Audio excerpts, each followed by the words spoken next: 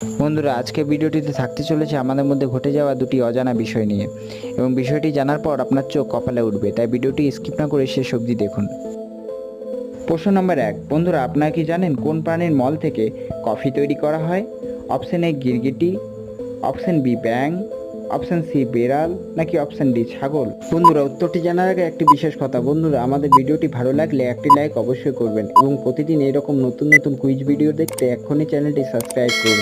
বন্ধুরা, সঠিক উত্তরটি হবে অপশন সি বেড়াল। বেড়ালের মল থেকে কফি তৈরি করা হয়। প্রশ্ন নম্বর 2, বন্ধুরা আমরা সবাই ছোট থেকে জেনে এসেছি যে সিংহ বনের রাজা, কিন্তু আপনি কি জানেন এই রাজাকেও কেউ শিকার করতে পারে এবং সেটি একটি পাখি, কিন্তু সেটি কোন পাখি? অপশন এ ময়ূর, অপশন বি রাজহাঁস, অপশন সি ঈগল, নাকি অপশন ডি উট পাখি?